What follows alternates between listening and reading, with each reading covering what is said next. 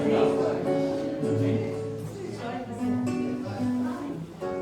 ajuda aqui, aonde que eu acho? De quê? Voa pensamento, voa pelo universo inteiro,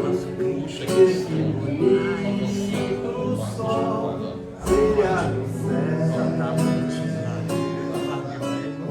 E descobre a vida, enxergando Deus por toda parte. A vida é uma arte sem fim. Vida bela estrada, rumo da verdade, a claridade, a amizade de Deus em cada ser, a florescer. Momento sublime, os que acompanhem e que traz paz, amor e paz. Sentir o Criador.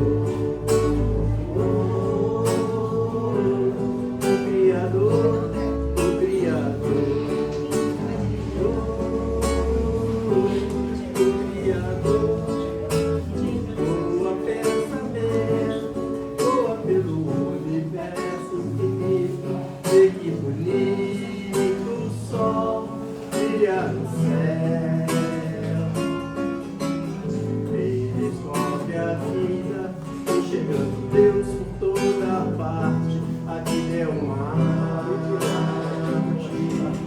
sem fim.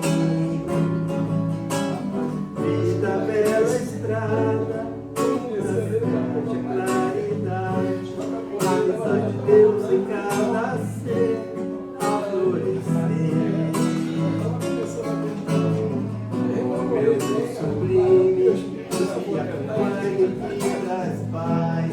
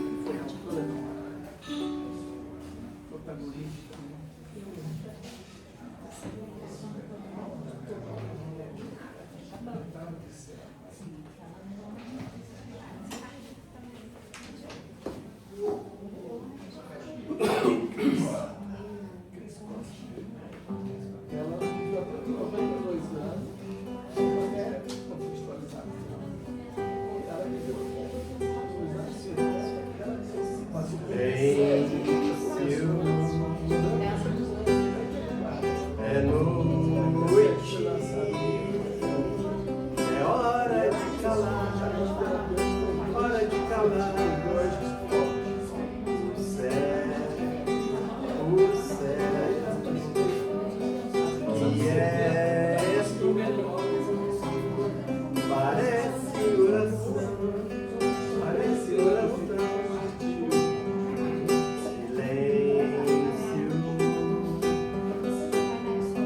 Mas vem pra alma, a noite traz a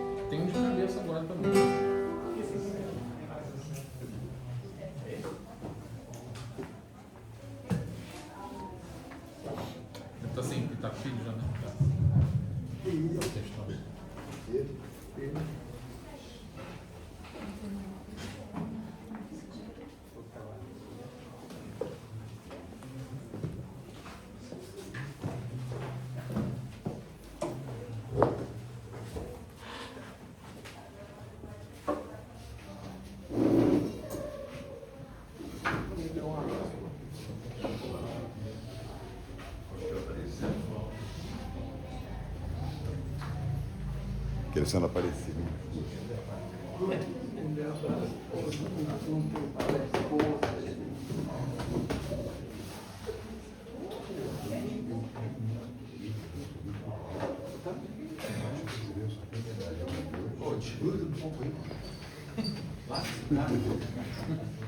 Boa noite. Boa noite. Perante os profetências de outra religião, estilar evidenciar os irmãos de outros credos religiosos, o sarcasmo não se edifica, não se exaspera em oportunidade alguma, ainda mesmo pretextando defesa dos postulados religiosos que lhe alimentam o coração a fim de evitar o vírus da cólera e a excursão das forças inferiores no próprio íntimo. A exasperação leva ao desequilíbrio e à queda. Aproveitar o tempo e as energias fingindo as discussões e estéreis em torno das origens da vida do universo ou sobre tópicos fundamentais do Espiritismo. Espíritos existem que se esforçam para não crer em sua própria existência, em nenhuma circunstância pretender conduzir alguém ou alguma instituição dessa ou daquela prática religiosa, a humilhação ao ridículo. Tem mais. Não, Acabou não? Acabou não? Não tem pano do lado? Tem. Tu não queria ler? Quero. O sol, em nome de Deus, ilumina o passo de todas as criaturas. Suportar constantemente as manifestações constantes de culto exóticas, estranhas, simplicidade e pureza do Espiritismo, oferecendo tanto quanto possível o auxílio e a cooperação, sem pretensiosa exigência ao companheiro que faz culto, se prende. Muitos irmãos distantes serão em futuro próximo excelentes cultores da doutrina espírita. O título de preservar o corpo doutrinário do Espiritismo ou da defender a verdade, não faltar com a compreensão espírita cristã, nem se agarrar à conceituação radicais, inamovíveis cristã, nem se agarrar à constituição radicais inamovíveis. Quando apaixonado, desmentindo o zelo, obscuro a razão, sistematicamente não põe a força, transformação religiosa dos irmãos alheios à fé que lhe consola o coração. Toda imposição em matéria religiosa revela fanatismo. Silenciar todo impulso, potência com o irmão, aprisionados a capricho da natureza religiosa, discussão em base de ironia, azedume e pancadaria mental. Muito obrigado. Tá vendo, gente? Tem gente que tem vergonha de ler, a gente pede que a pessoa faz desencarna. Ela me pediu o trabalho. Eu pedi. E é com muita alegria que a gente ouviu Dona Joana lendo a primeira vez a página, que serão muitas. Se eu não ler um pouquinho, não aprender nada. É isso aí. Aí, para começar, vou pedir o Jonas para improvisar alguma coisa aqui para a gente. Bem feito. Fica agarrado no Júlio, onde o Júlio vai, tu vai, então vamos trabalhar. Eu sou seguidor. Mas seguidor mesmo, é onde eles vão, eu vou de moto atrás. Estou encarnado. Boa noite, queridos irmãos. Eu estava falando que hoje nós só temos medalhão. A começar por você, Marcelo. Aqui presente. Se é para improvisar, nós vamos improvisar com o Chico. O Chico e Maria Dolores. Vamos fazer prece de aceitação. Se eu pudesse, Jesus, queria estar contigo, para ser a esperança realizada de quem vai pelo mundo, estrada a estrada, entre a necessidade e o desabrigo. Desejava seguir-te humildemente, sem méritos embora, para erguer-me em consolo de quem chora e traz o coração enfermo e descontente. Queria acompanhar-te nos recintos onde a dor leciona e aperfeiçoa, a fim de ser o conforto junto dela, e manejando a frase eterna e boa, afirmar Jesus como a vida é grande e bela. Se eu pudesse, Senhor, conversaria com todas as crianças, para dizer que não te cansas de criar alegria, e seria feliz ao converter-me em modesto recado, informando Jesus a todos os velhinhos que nunca estão sozinhos, porque segues conosco lado a lado. Se dispusesse de recursos, queria ser a vela pequenina, acesa no clarão do sol que levas, de modo a socorrer aos que jazem nas trevas, fugindo sem razão da bondade divina. Entretanto, Senhor, sei das deficiências que carrego. Venho a ti como estou, por isso mesmo rogo, não me deixes a sós por onde vou. Se não posso, Jesus, ser bondade, socorro, paz e luz, toma-me o coração e, perdoando a minha imperfeição, esquece tudo que meu sonho almeja e ensina-me, Senhor, com teu imenso amor, o que queres que eu seja. Já sabedores, Senhor, do que tu esperas de todos nós e que aqui estamos nesta noite, nossa amada real, para aprendermos um pouquinho mais do teu Evangelho à luz da doutrina espírita, Senhor.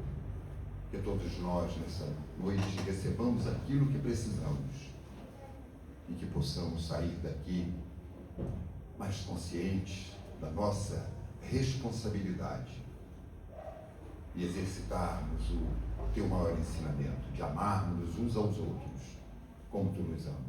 Muito obrigado, Jesus. Fica conosco nesta noite para todo sempre. Que assim seja. Já agradeceu o Jonas. Hoje a gente é um dia especial, né? Todos os dias são especiais, mas hoje a gente recebe os nossos amigos do Oswaldo Cruz, recebe o Júlio, recebe o Luiz Guilherme, que foi emprestado lá para o Oswaldo Cruz, mas não será por muito tempo. Estamos negociando de novo. Você pode perder o passe dele a qualquer momento. E a casa de vocês, tá? Só antes de começar, um recado que foi me pedido pela Fabiola e pelo nosso amigo cabeludo, cadê ele? Sou eu. Alci. que amanhã tem a campanha de recolhimento de alimentos. Então, quem quiser participar, chegar aqui 8h30, mais ou menos, o pessoal vai sair daqui às 9h. 8h30 a concentração, 9 horas a saída. Ok? É isso mesmo? Isso aí. Então, é com vocês. Pode falar que o Pedro falou que hoje pode ser até 1h da manhã. Tá bom.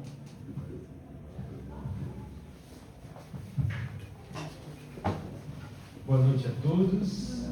Que Jesus possa nos abençoar nesse momento para falar de um tema das faces da obsessão. É um tema que,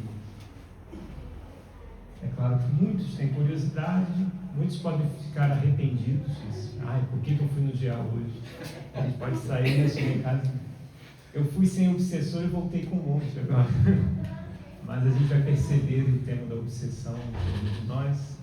Até a imagem de abertura ali, né, as faces da obsessão. E a gente coloca o rostinho de pessoas comuns, de crianças, de pessoas de idade, de pessoas comuns, pessoas que têm até um rosto mais caricato. A gente pode até pensar assim, quem desses aí tem um obsessor? Tem uns que tem cara, né, de que tem um obsessor, né? E outros que parece que não, mas a gente percebe que no final dessa noite, que todos estamos aí, né, no contato direto com os espíritos bons e espíritos que vibram na mesma sintonia. Vamos passar aqui para o Júlio começar.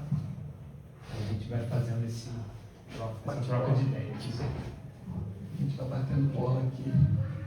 Meus irmãos, boa noite a todos. Alegria estar com vocês de novo. E vamos falar um pouco sobre as características, né, da obsessão, as fases, até nós chegarmos lá no final. Kardec trabalha muito esse assunto no livro dos médiuns, é o capítulo, a segunda parte do capítulo 13. Ele trata do assunto, 23, melhor dizendo. E a pergunta que sempre cabe nesse momento é o seguinte: os espíritos influenciam a nossa vida ou as nossas vidas? Né? Kardec foi enfático na pergunta 459. Ele faz esse questionamento aos espíritos, né?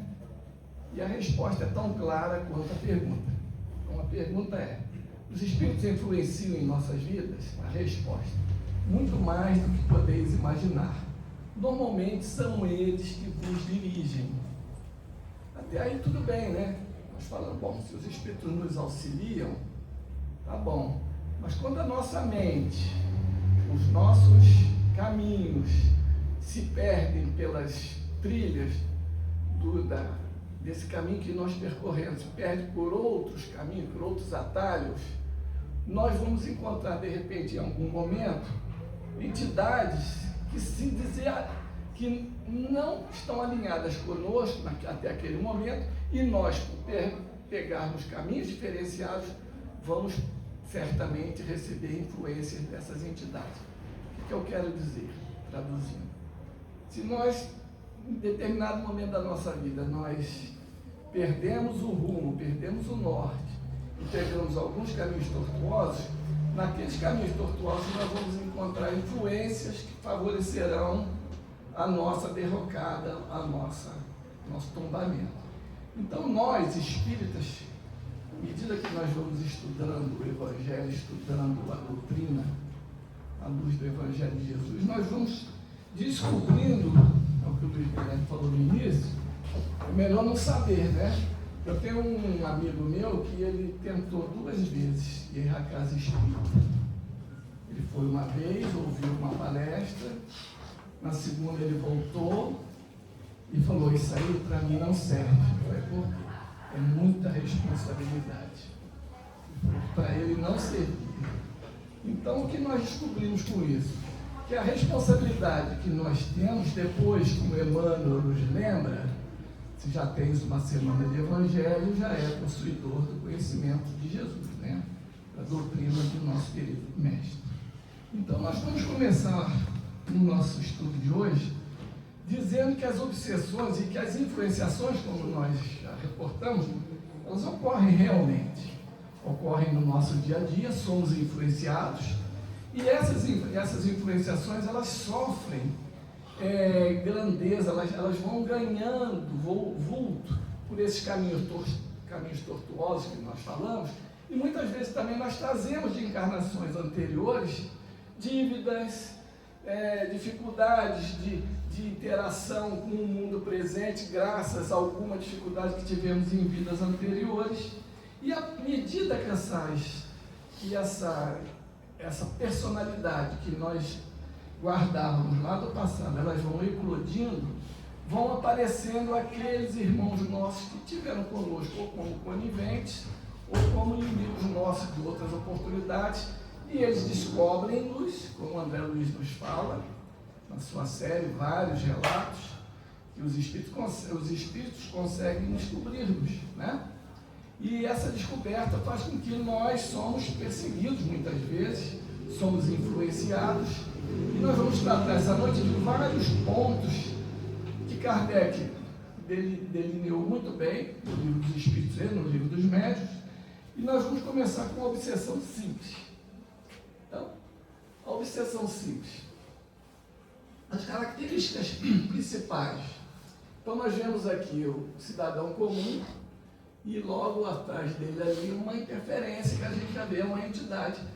A obsessão simples, ela reconhece a interferência e a pessoa reconhece a interferência e consegue resistir e até afastar. O espírito inferior se impõe à sua vítima, ou seja, ele começa com pensamentos sutis, com maneirismos, com oportunidades. Eu vou dar um exemplo que ocorre no dia a dia, não com a gente, nós somos espíritas, mas alguém que tem a possibilidade assim de apropriar de algum bem que não é dele, né? Aí ele não está com aquela vontade explícita, mas ele, no íntimo, ele fala, poxa, aquele celular ali, bem que poderia ser meu, né?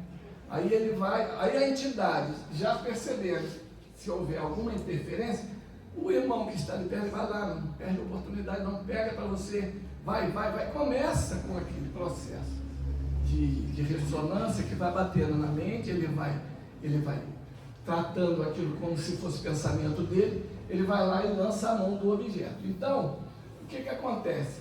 O espírito inferior se impõe, ele chega e começa com aquela fala sutil, vai lá, pega para você, e a vítima ali deixa-se levar. Também ele transmite comunicações falsas e grosseiras, né? Ele fala, não esquenta a cabeça não, aquele celular ali, ó, o cara lá tem dinheiro, pode comprar outro, não se preocupa não. Então essas transmissões de ideias falsas vai trazendo a ele assim a liberdade de fazer isso. Então começa com pequenos furtos, daqui a pouco com outros níveis, vai aumentando o seu nível de atuação e as coisas vão piorando.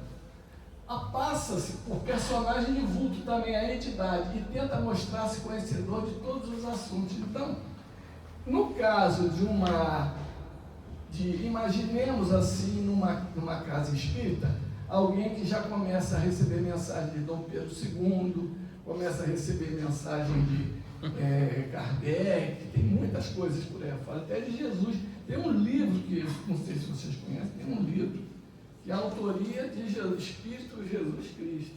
Quem não conheceu, existe um livro que foi nos anos 70, 80, foi impresso, e daí conta-se essa obra esparramada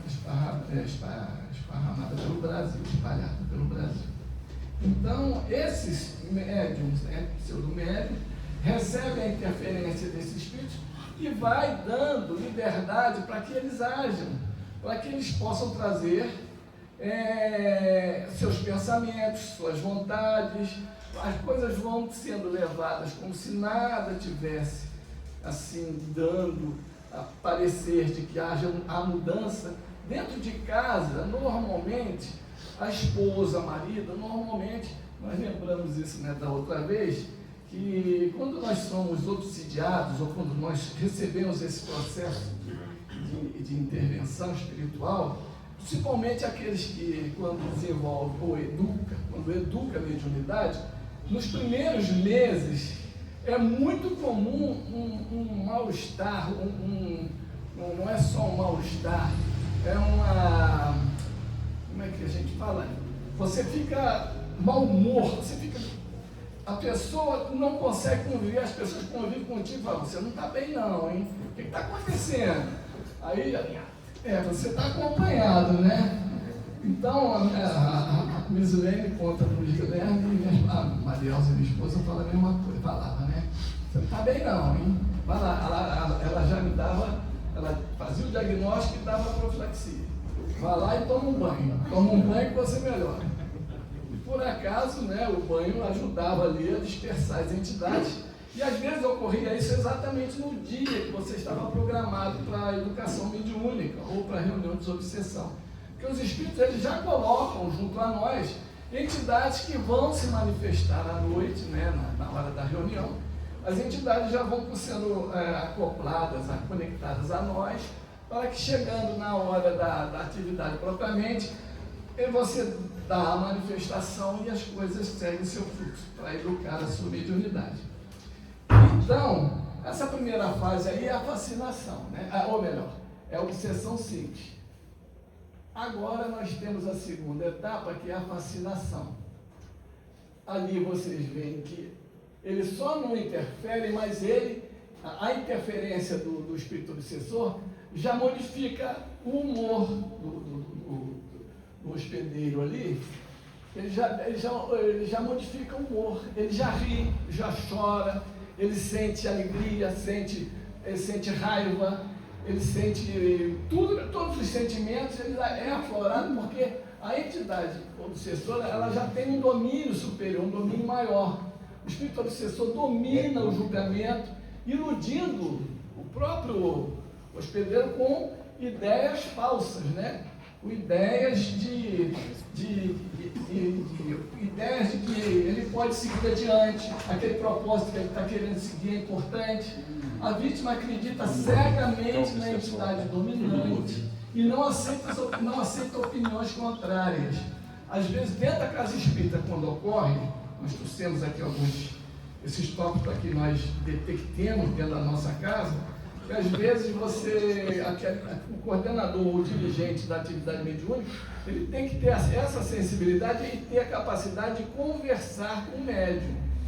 Se ele vê que o médium está senhor de si, está se vangloriando, está crescendo, mostrando, e você vê que ele precisa de ajustes, normalmente o dirigente ele tem que conversar com o médium e falar, meu irmão, baixa a bola, começa de novo, vamos estudar um pouco mais, leia Kardec, vamos ler Evangelho, vamos estudar.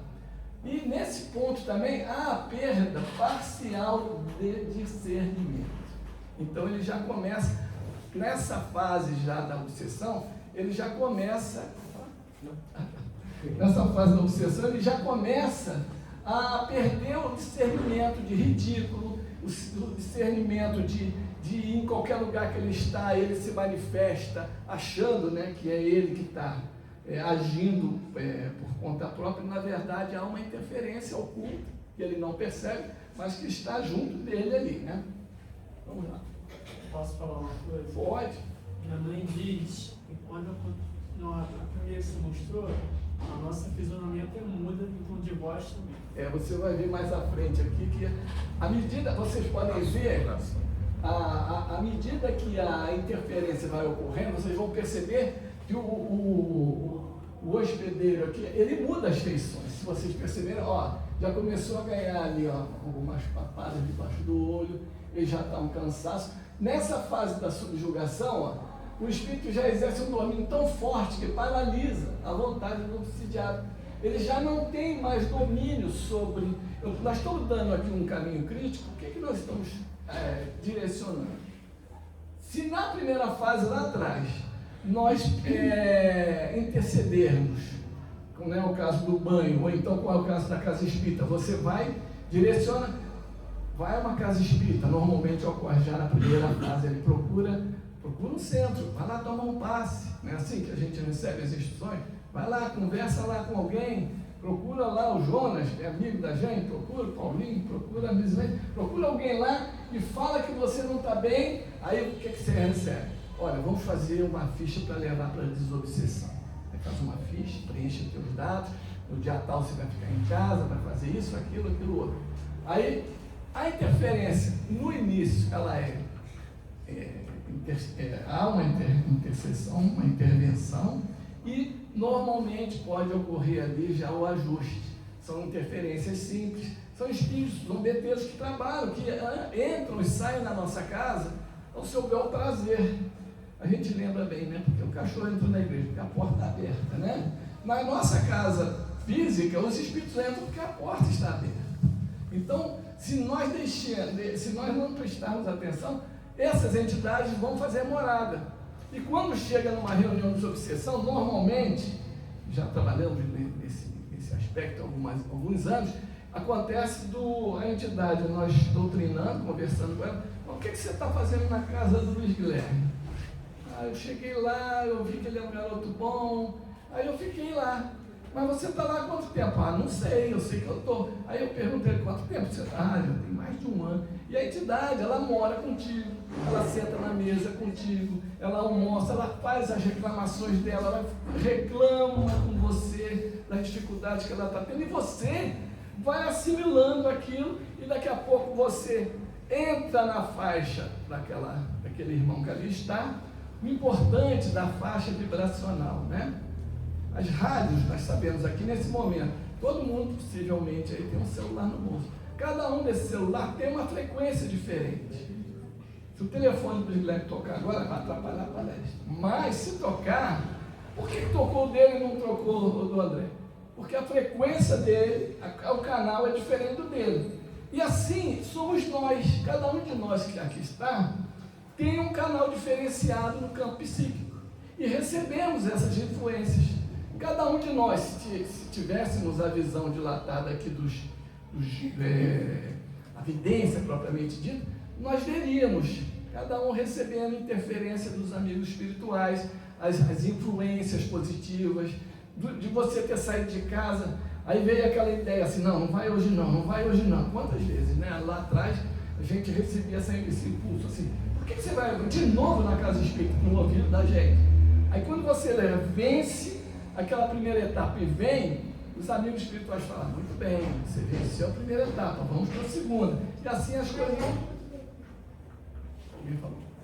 Não, alguém não. Então, as coisas vão se sucedendo à medida que nós vamos ganhando conhecimento e crescendo também, né? Nesse ponto, a entidade pode levar a vítima a atos ridículos, constrangedores e até perigosos. Ele pode atentar contra a própria vida, ele pode atentar contra uma briga de trânsito, ele partir para cima de um outro acidente, pela pessoa lá que provocou o acidente ou que ele provocou. Pode haver 1000 intervenções aí. Nós sabemos que aconteceram muitos casos, a imprensa noticia toda hora, a torta e a direita, da pessoa depois que passou por aquele sofrimento, foi lá, tomou uma iniciativa, brigou e tudo mais, ela me vira e fala que não lembra de nada. A lembrança a gente sabe por quê, a não lembrança a gente sabe, né? E ali, por último, a pessoa se sente impotente para reagir, penúltimo ali, e a perda parcial do seu livre-arbítrio.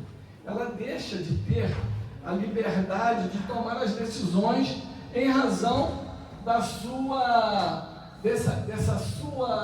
do livre-arbítrio que já não está mais liberado, você não tem mais acesso a ele como tinha até então. E por último, olha, continua ali, nós vemos o personagem, olha como é que ele já emagreceu, a própria entidade já começa a chegar próximo ele já não come direito, ele já não se alimenta, e não tem vontade de sair de casa, e já começa, porque vampirismo, né? Lembrando dos filmes que passam ainda, né? Volta e meia aparece um filme de vampiro. O vampiro ele suga o sangue, né? dos seus hospedeiros no plano físico. Agora, no plano espiritual, ele suga as energias vitais do encarnado, deixando ele completamente prostrado, inerte. Nós lembramos do caso, e na mas lembrando desse caso, nós vamos contar aqui do Paulo César Frutuoso. Ele relata que ele foi visitar um amigo dele, pediu para que fosse visitar no hospital em Souza Franco, do Rio de Janeiro. A esposa dele estava há 40 dias internada, há 15 dias na UTI, e todos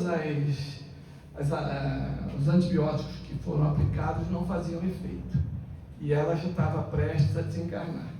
E ele ofereceu de ir, passou na oficina mecânica, pegou o mecânico, que era o médium de efeitos físicos. O médium de efeitos físicos era um mecânico que trabalhava nessa profissão, e à noite ele se dedicava ao trabalho da materialização e cura lá no Lar Frei Luiz. Ele pega o médium e arruma um jaleco para ele, para o médium, para o mecânico, coloca um jaleco no mecânico e eles vão ao hospital. Chegam lá, eles entram, vão até a UTI. Nesse momento, eles veem, o médico começa a relatar para ele. Paulo César fala, não estou enxergando absolutamente, não estou vendo nada, né? Ele falou, não estou. Ele falou, olha, agora estou vendo, tem 3 entidades vinculadas a ela. Ele falava, né? Elas estão vinculadas nos plexos, plexo solar, plexo cardíaco, plexo coronário. Tem 3 entidades ali, cada uma sugando as energias, absorvendo ao máximo das energias que a paciente ali, a irmã está deitada na cama. Agora, eles diziam, né, aí o relato, né, do nosso irmão lá, eu esqueço o nome dele. Gilberto, sobrenome, tá bom, não precisa de sobrenome, o Gilberto, daqui a pouco eu lembro. O Gilberto estava lá deitado, a paciente estava deitada, aí o Gilberto falou, olha, agora eles chegaram com alguns instrumentos. E o linguajar do Gilberto é o linguajar, não, chegaram com uns balões assim, com umas embalagens, igual o balão de oxigênio, chegaram com 2. Um está com um líquido muito verde, tem umas mangueiras na mão, eles estão ligando essa mangueira no braço da paciente, da nossa irmã. E no outro braço eles estão ligando um outro tubo que está conectado naquele outro galão que está vazio ao lado.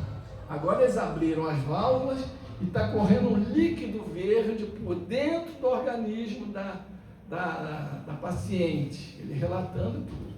Agora, o organismo dela estava tomado de cor preta, agora está tomado de cor verde.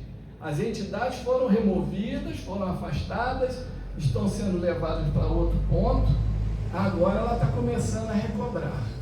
E aí foi feito o trabalho, dali falou de desconectar os tubos, as conexões, levou a paciente dali a uma semana, 3 dias ela estava no quarto, e dali a mais uma semana ela já estava em casa, viveu, é viva até hoje, está bem.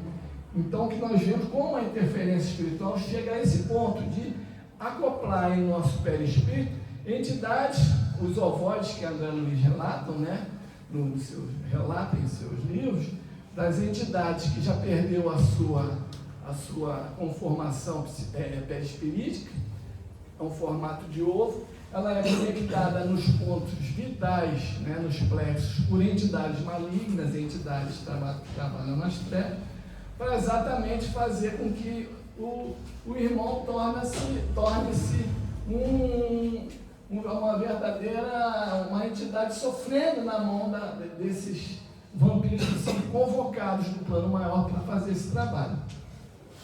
Tem mais? Tem. Olha, agora nós não vemos nem mais a entidade, olha só.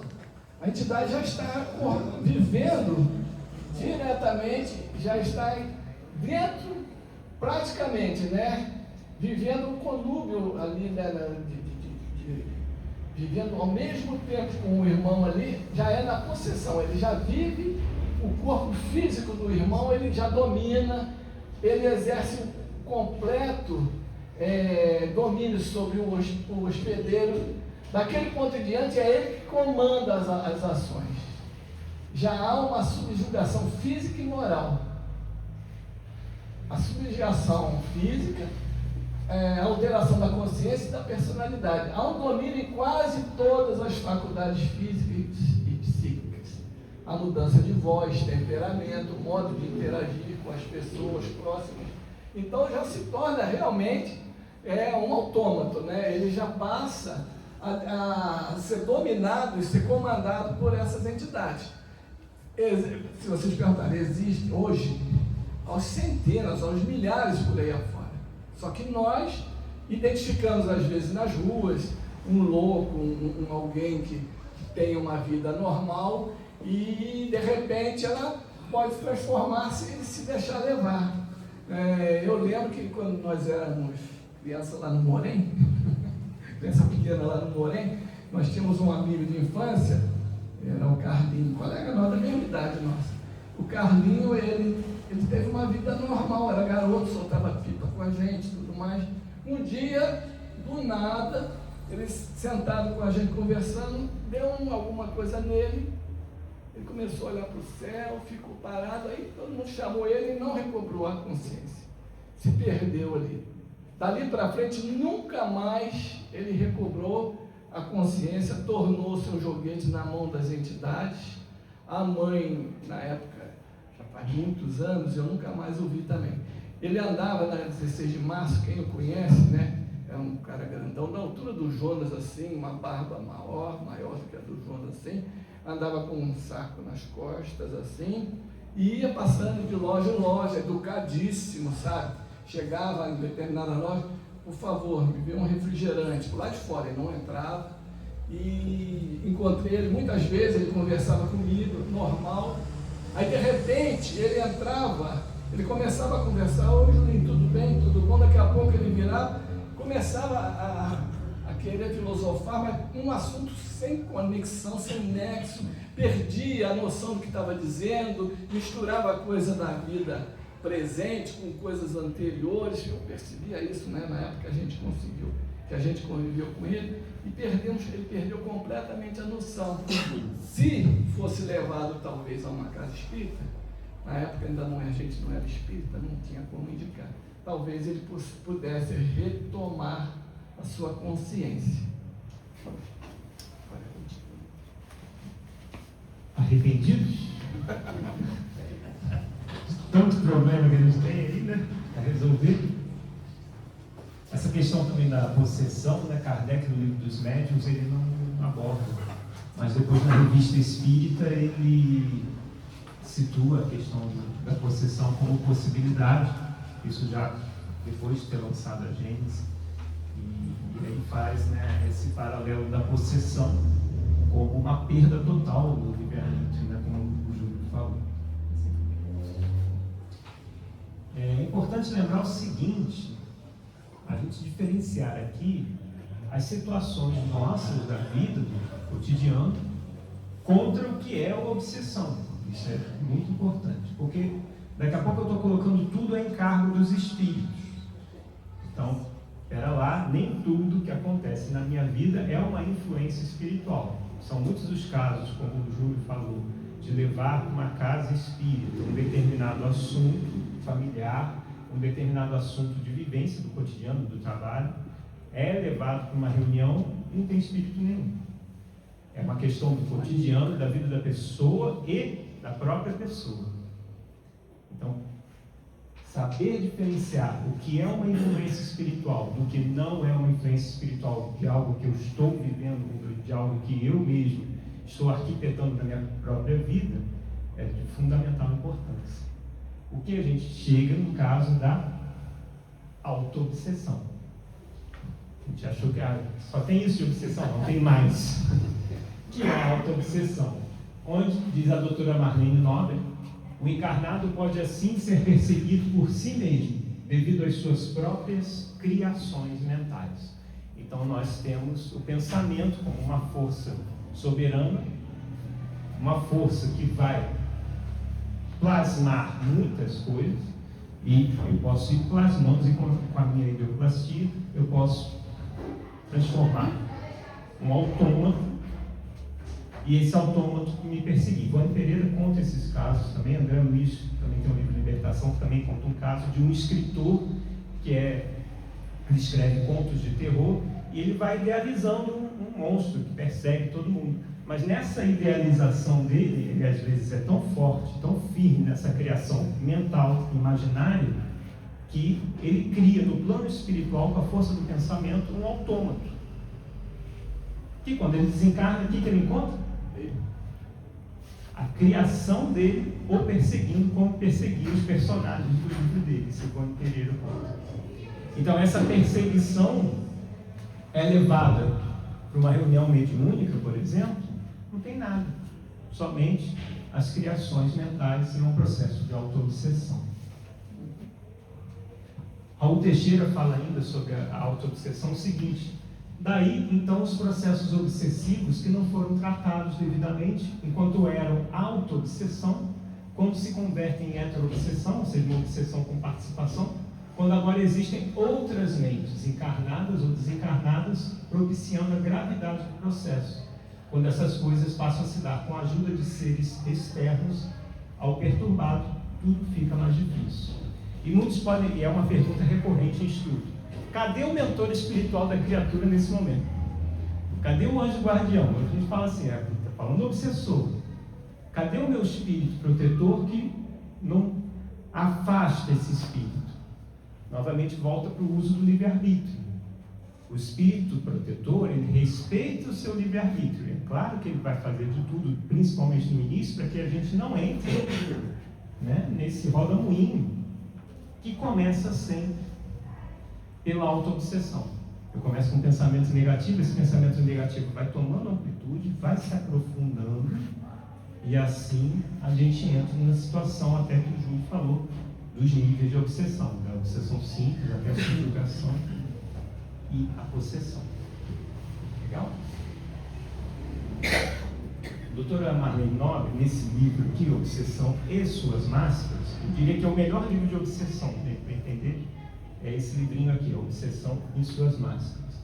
Ela diz o seguinte, que a fixação mental representa a aderência do pensamento a um objeto, ser ou coisa, impedindo-lhe o fluxo normal e cristalizando-o de maneira que se lhe obsta qualquer modificação.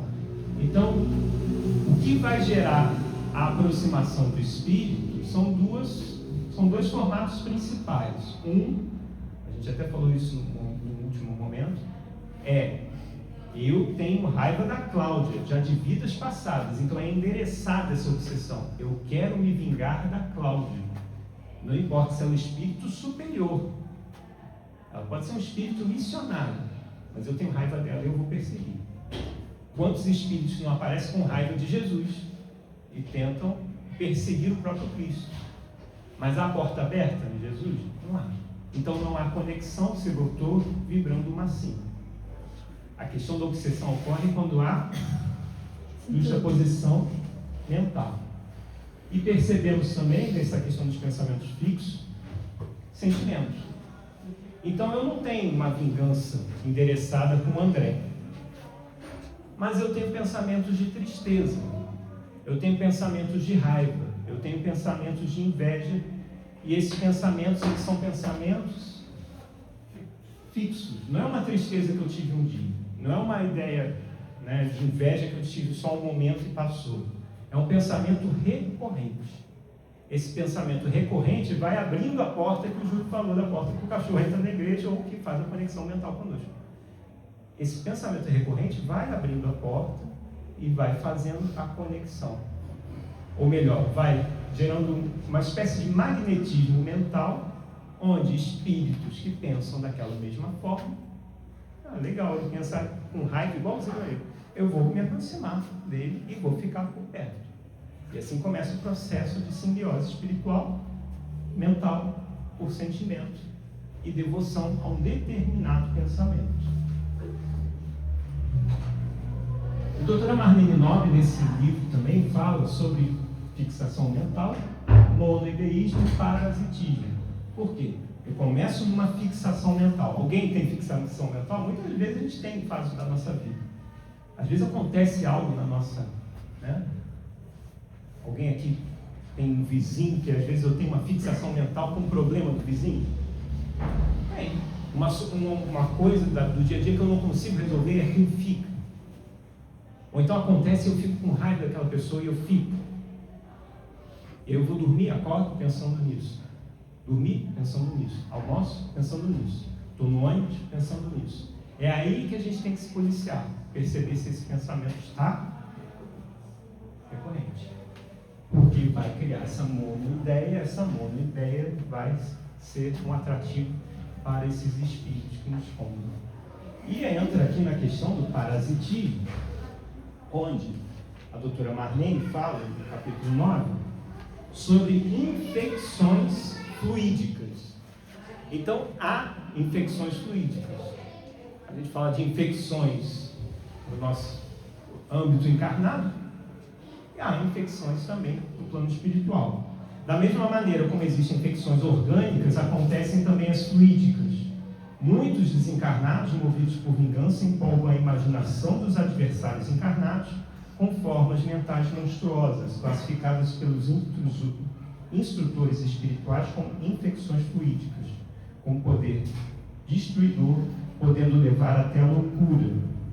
Em O Livro dos Mensageiros, Aniceto chamou a atenção de André Luiz e Vicente para as manchas escuras na via pública de grandes cidades.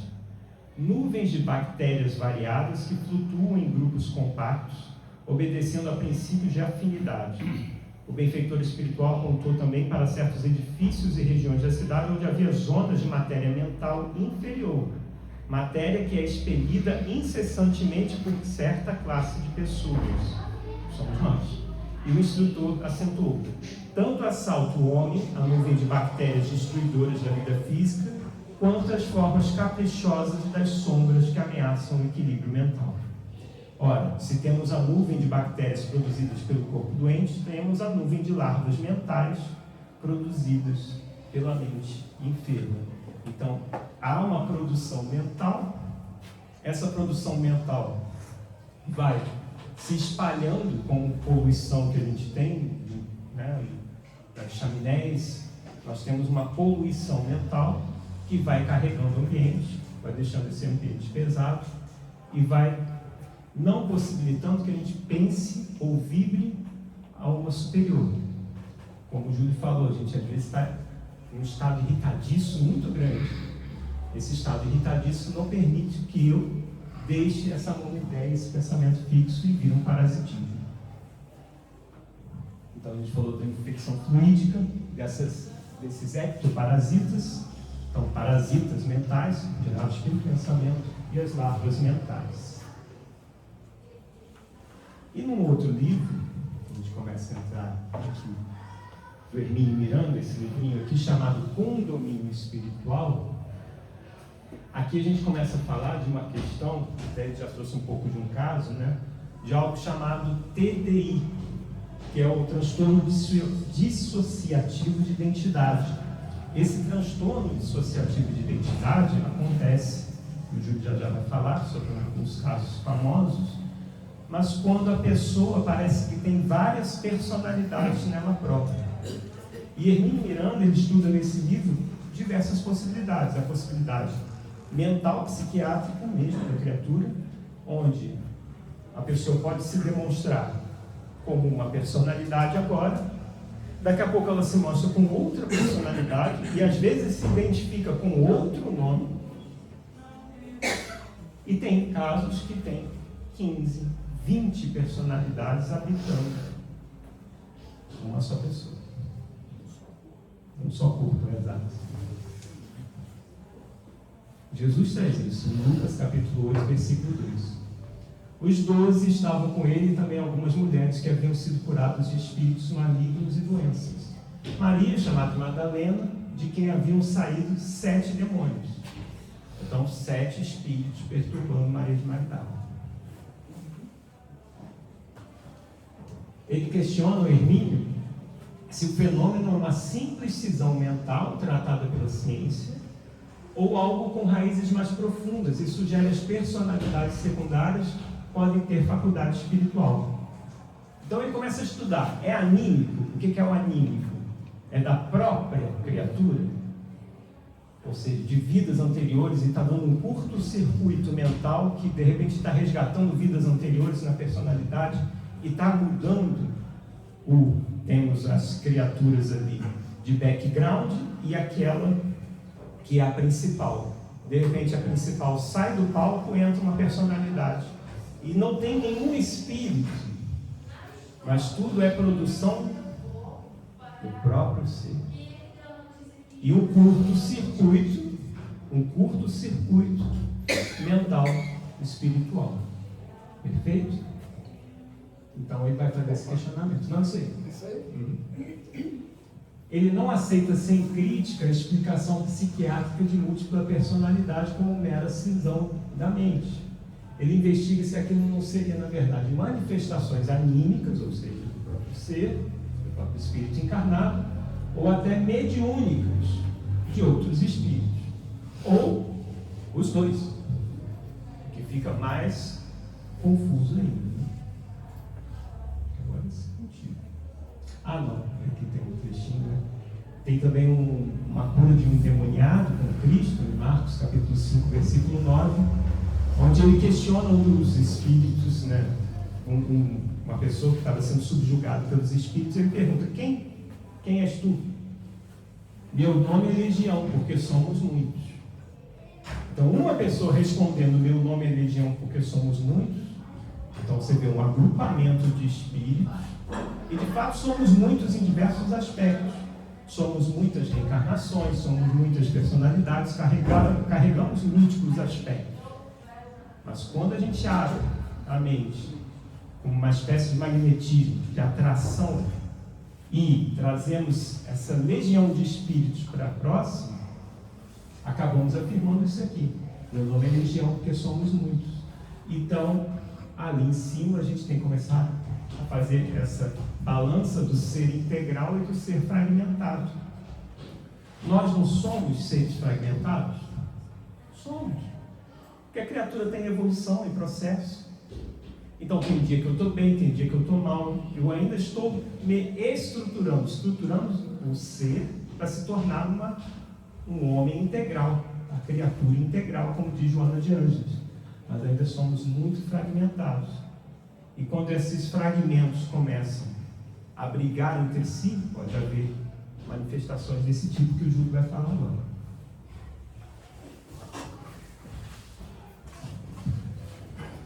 O Hermínio de Miranda, ele continua o seu estudo lá no capítulo 7. Ele traz um estudo interessante denominado As Três Faces de Eva. Esse nome não foi escolhido por ele, sim por um livro que deu origem a um filme nos anos 1957, no ano que o Paulinho nasceu. No ano que o Paulinho nasceu, tinha lá, eles foram procurados dois psicólogos, psicanalistas, psicólogos da época. A psicologia estava nascendo, né, após-guerra, em razão de muitos, aqueles que saíram da Segunda Guerra Mundial e estavam desesperados com todas as situações que viveram na guerra, e daí começaram a haver estudos aprofundados a respeito do que realmente eles poderiam, o que a psicanálise não existe ainda, a psicologia e a psiquiatria poderia ajudar na época. Então, os dois médicos, eu tenho o nome deles aqui, é nome em inglês, né? Nós temos aqui, só para contextualizar, tá aqui. É o Corbett Tripken e Hervey Clerk. Eles foram procurados pelo marido da Chris Costner. A Chris Costner foi a pessoa que deu origem ao filme e ao livro, primeiro ao livro. A Chris Costner, ela começou a ter algumas personalidades. A princípio ela chamava-se, o nome dela verdadeiro era Eva White. Aí, a Eva White era uma senhora recatada do lar, seus 30 e poucos anos, tímida, boazinha, boa mãe. Ela tinha uma filhinha de 4 anos na época. E o marido, trabalhador, saía para trabalhar e ela tinha sua vida corriqueira, vida normal, sem muitas preocupações, tendo a preocupação do lar, a manutenção da roupa. E nos anos 50, o que nós lembramos nesse período, né? Os antigos lembram. Havia uma imposição matriarcal onde o marido, o provedor da casa, ele exercia pressões de toda a ordem. E a Eva era submissa a essas pressões que o marido exercia. O livro e o filme retratam muito bem essa imposição do marido sobre ela. Então a Eva White, ela começou a ter algumas interferências. No filme retrata que ela estava vivendo bem. Um dia o marido chegou em casa e ela vivia com roupas modestas, e era uma família nos anos 50, classe média baixa, né? Bem mais para baixa do que nos Estados Unidos, claro, né? Certamente. Então, o marido chegou em casa e viu lá umas 10 a 15 peças de vestidos ousados, sapato alto. Ela nunca tinha usado sapato alto. E ele foi procurar saber dela, de onde veio essa compra aí. $210, era dinheiro e não acabava mais para aquela época. E ela fala, não sei, não fui eu. Ele fala, mas está aí, como é que isso chegou até a sua casa? Não sei, até a nossa casa. Aí, como a cidade era pequena, ele pegou o telefone e ligou para o proprietário, a pessoa que atendeu, falou, olha, sua esposa esteve aqui, ela falou que ia para Hollywood, que estava escolhendo as melhores roupas, que ela já iria sair, e ele pega, volta a ela, aí nós já deduzimos, né? Como é que foi essa pressão em cima dela, querendo bater, certamente, e as coisas começam aí a aparecer uma segunda personagem, que é a Eva Eva Brack. Essa que aparece, que tomou a responsabilidade ali do corpo da Eva White, foi à loja, fez as compras. Essa era turbulenta, aventureira, exibicionista, vaidosa. Ela começou, o marido desconhecia a atuação dessa segunda. Então ele saía para trabalhar, ela ia à noite, chegava a altas horas em casa, ia para boate, encontrava com outros homens, com outras pessoas, sem a anuência do marido, sem a concordância, claro, mas sem a participação dele em saber. Ele mal sabia o que estava acontecendo com a Eva, com a sua esposa. E essa Eva assume a personalidade. No filme você percebe que, quem já participou de reunião de obsessão, percebe nitidamente a entidade, a entidade toma-se a senhora do corpo físico daquela irmã e começa a usá-la, né? E com todos os trejeitos de uma pessoa extrovertida, uma aventureira. Então ela assume a responsabilidade daquele corpo e começa a dali para frente a tomar iniciativas, comprar roupas. Ela foi viajar, foi para uma cidade vizinha, o marido nem soube, quando soube ela já estava de volta. Então o processo simbiótico aí de intervenção direta, ele é muito interessante, muito persistente. E ela, quando retornava a Eva White, quando voltava para o corpo, o marido, ela não sabia de nada que tinha acontecido, ela ficava ausente 100%. E os próprios psiquiatras que trataram dela não entendiam como é que aquilo ali poderia acontecer, porque era o primeiro caso que a psicologia, a psiquiatria ia tratar nos Estados Unidos. E eles começam a tratar, no caso dela, né, levar adiante os estudos. Ela passou por longos anos, mas antes disso, entrou uma terceira Eva, que é a que dá origem ao nome do filme, né? As Três Faces de Eva, né? A Jane.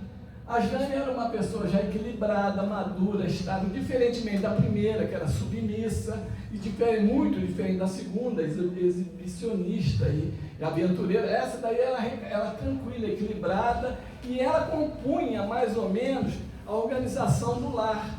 O marido até preferia essa terceira, uma vez que ela não tinha aquela submissão da primeira e aquele sofrimento todo da primeira e nem da segunda. Então houve nesse período aí essa simbiose aí de três entidades, três personalidades distintas vivendo no mesmo corpo. O livro trata que a Cris Costner, né? A pessoa que passou por esse processo obsessivo, ela teve ainda mais em torno de 18 a 19 personalidades distintas durante toda a sua vida. Para se ter uma ideia, ela viveu até os anos 2016, ela viveu 96 anos, e somente nos anos 70, em 1970, que através aqueles psicólogos começaram o tratamento, conseguiram acalmar o ambiente, acalmar o seu psiquismo, conseguiram através de hipnose. Eles utilizaram a hipnose à época, porque não conheciam a casa espírita, não estava nascendo lá, ainda não tinha chegado nos Estados Unidos, hoje ainda não tem ainda sua força, imagina em 1970. Não tinha como tratar da Eva nesse período. Então a Eva passou por todo esse processo e nos anos 70 ela conseguiu equilibrar, não que ela conseguiu tratar completamente, ficar curada, vamos chamar de cura, não houve isso. E se vocês lembrarem aí, nós mais antigos aí, dos anos 80, 70, a nossa Rita Lee, né, fez uma música, né, As Três Faces de Eva. Depois, quem quiser, ouça a música, vocês vão relembrar aí que ela começa a falar da Bela e a Fera. É mais ou menos, né, a história da... Oi? A gata borralheira, você é princesa, não é isso? Isso. Exatamente. Então, a gente, olha, para se ver, né, como a cultura, né, a cultura da música. A Rita Lee, não sei se foi ela a autora, mas o que nós vemos, uma história que ocorreu lá nos anos 50, transformou-se em livro e filme, e nos anos 70, 80, transformou-se numa música que traz esse contexto. Então, o que nós queremos enfatizar é: o condomínio espiritual existe? Raramente existe. Pode acontecer em qualquer casa, em qualquer lugar, pode acontecer. Esse caso foi retratado e, além disso, eu vou falar para vocês, quem quiser assistir esse filme tem no YouTube. Muito bacana, quem quiser. No final nós vamos deixar um QR Code aqui, quem quiser fotografar, procura no YouTube As Três Faces de Eva, que vai ter a possibilidade do estudo.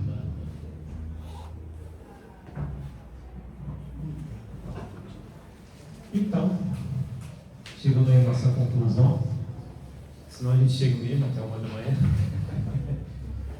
vivemos submerso em um mundo, né, de ondas eletromagnéticas e, consequentemente... Opa, isso. Cadê? não, deixa eu pular. Aí, também estamos inseridos no mundo de ondas mentais, positivas e negativas. Em nenhum momento, gente, a gente quer assustar ninguém, mas a gente só quer esclarecer o funcionamento dessas simbioses mentais e pensamentos. Muita gente pode sair assustado, tem um monte de espírito perto de mim, agora uma nuvem de testemunhas me rodeia. De fato, nos rodeia, mas domesticar o pensamento nosso e sentimento é um dever, mas também a gente não entra naquele processo, como eu sempre falo, não devemos entrar no processo de culpa religiosa. Eu não consigo dominar meu pensamento, eu entro no pensamento de culpa, porque eu não consigo vibrar e pensar melhor, e através dessa culpa eu faço a conexão mental. Então, tem que ser de uma forma muito tranquila, aceitar-se quem é. Eu sou assim, eu penso assim, pelo menos reconhecer que está.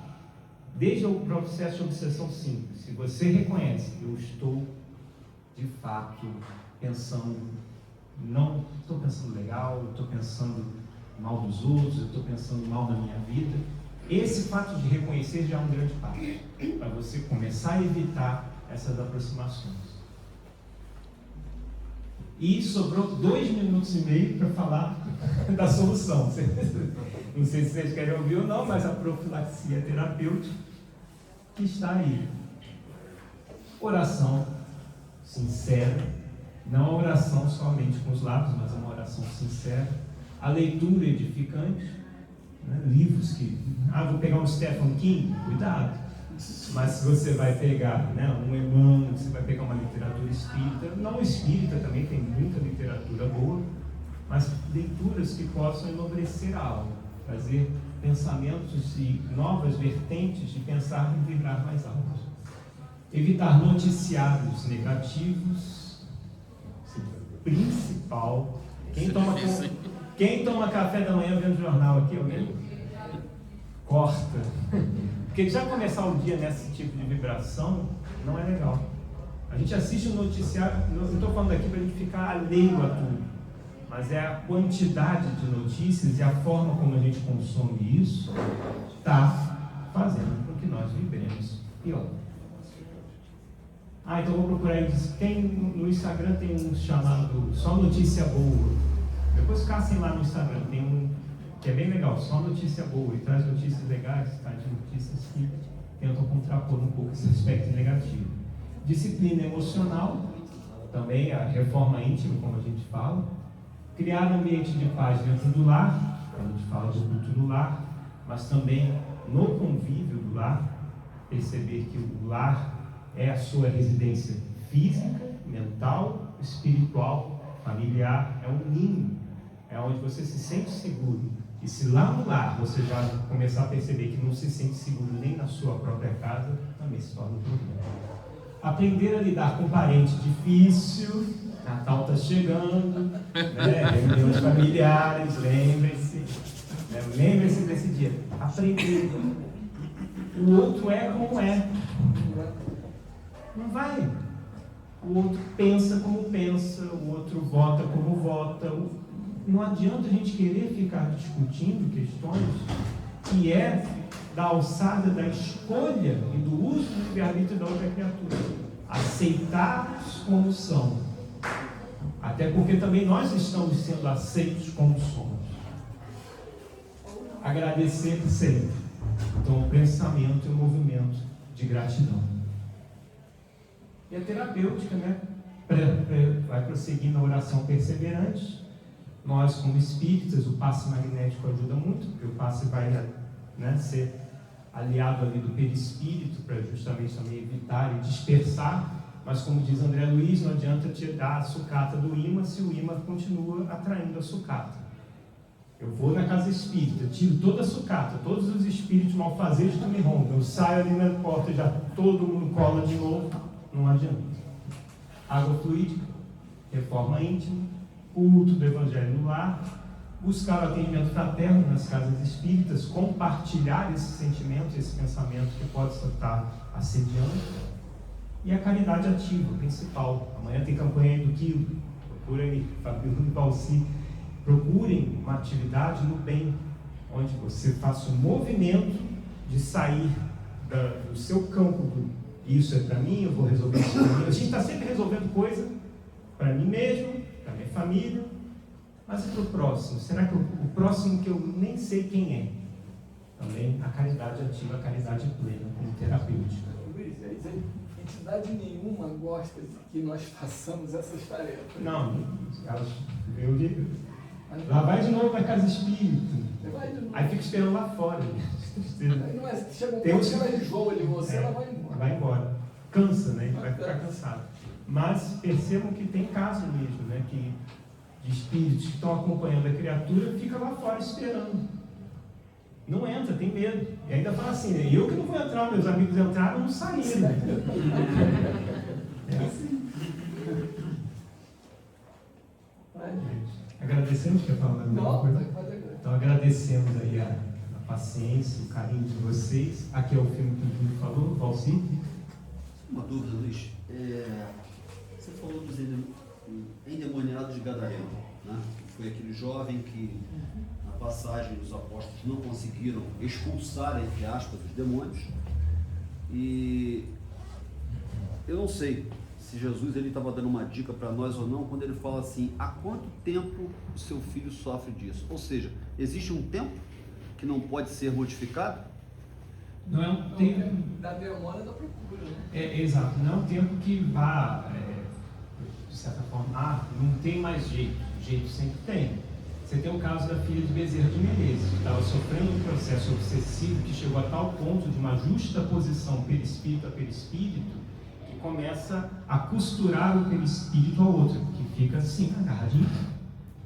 E aí vai fazer um processo de desobsessão. O processo de desobsessão da filha de Bezerra Menezes, os espíritos falam, olha, se nós fizermos aqui o processo de desligamento dessa entidade, corre o risco que acontece da sua filha desencarnar. Então, é um processo que até desencarna. Mas é um processo que vai começando sempre da obsessão simples. O primeiro passo, ninguém de repente está assim, subjugado.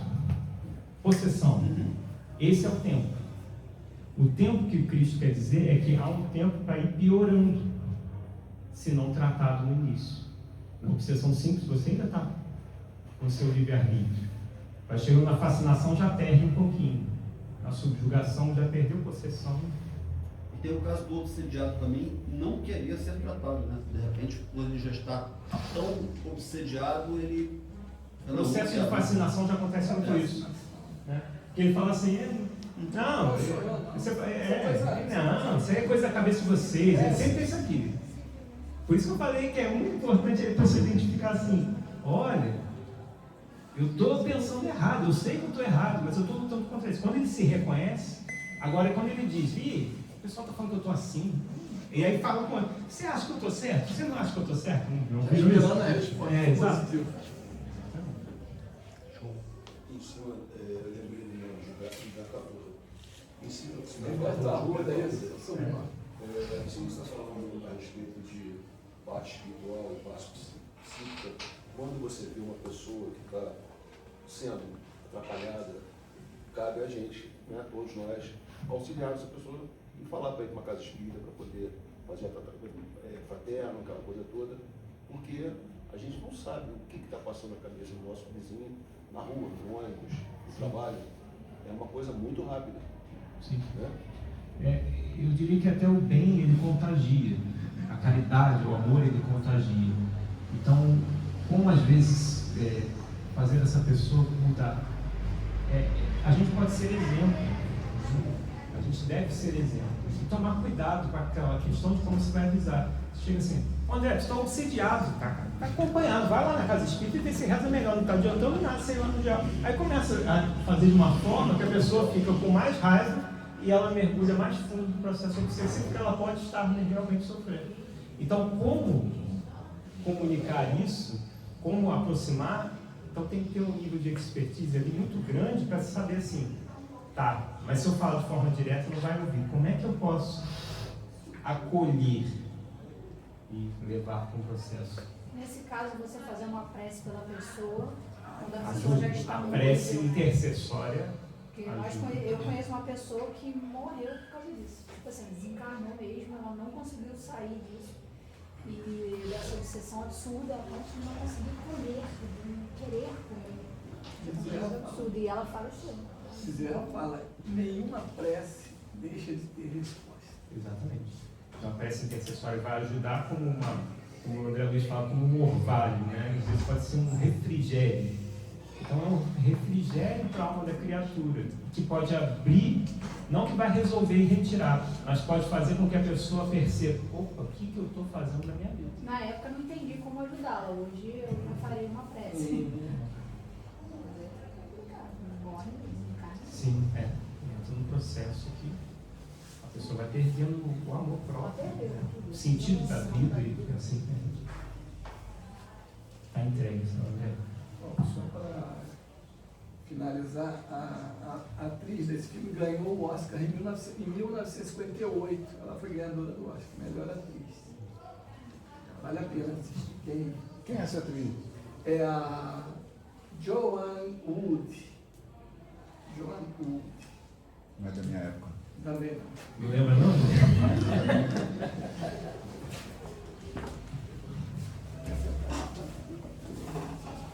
Gente, então vamos agradecer a essas duas figuras que trouxeram esse estudo maravilhoso, que eu acho que acrescenta para todo mundo. E só para lembrar, né? A gente viu as pessoas ali obsediadas e fala assim, pô, mas só os espíritos imperfeitos, né? Só aqueles que são muito falhos que são obsediados? Negativo. Chico foi obsediado a vida toda. Divaldo também. Então, assim, todos nós seremos obsidiados. E Chico ensina pra gente que o passarinho pode até pousar na cabeça da gente, né? Isso já é antigo, né? Na doutrina a gente ouve muito isso, né? O passarinho pode pousar, mas a gente vai deixar de fazer ninho? De jeito nenhum, né? E a gente pode identificar, né, onde que é o gatilho que faz a gente entrar nesse processo simples, né? O meu não vou nem falar. Quando eu sento no carro, né, eu tenho que me vigiar, porque o negócio é feio. E outras pessoas são outros casos. Então, assim, é um trabalho diário. É um trabalho que a gente tem que fazer rotineiramente, né? Mas graças a Deus, quando a gente põe a disciplina, quando a gente tem foco, e quando a gente principalmente quer verdadeiramente sair desse processo, a gente sai. Vamos pedir ajuda, vamos fazer as nossas orações, aquela terapêutica, né? Aproveitar esses momentos de conexão e levar mais esse ambiente para o lado de fora, né? A gente tem sempre a tendência de viver isso tudo aqui lá fora não faz nada, né? Somos nós, mas que a gente possa, nesse processo evolutivo, cada vez mais levarmos essas lições lá para a rua, né? No nosso cotidiano. Tá bom, gente? Então a gente vai agora fazer a prece final. André, por favor, na nossa casa nós costumamos perguntar se tem visitantes da primeira vez, e nesta noite o GEAL recebe uma visita da primeira vez. Quem está visitando o GEAL pela primeira vez hoje?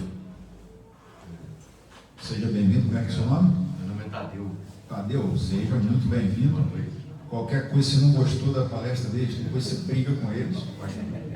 Se tiver alguma pergunta muito difícil, pode perguntar para eles também, tá? Qualquer coisa a gente apoia e fica do lado lá, tá bom? Mas seja bem-vindo. Muito bem, parabéns. Muito obrigado. Tá bom, gente? Vamos lá então?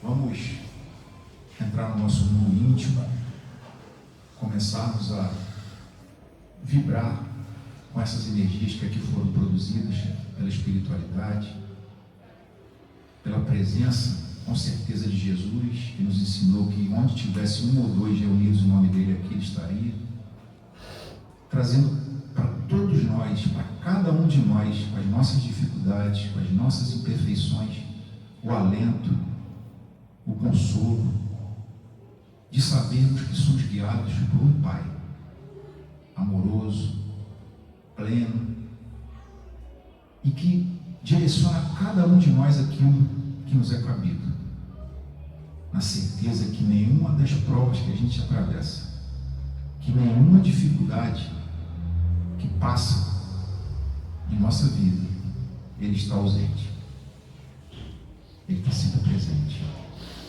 nos carregando no colo, e que possamos ter olhos de ver e ouvidos de ouvir, para que essas mensagens, para que a palavra do Pai e a sua lei possam verdadeiramente calar fundo em nossos corações, para que essas mudanças ocorram de dentro para fora. E assim, agradecendo por esse momento que aqui estivemos juntos, pedindo para que na sala de passe todos nós possamos receber aquilo que viemos buscar.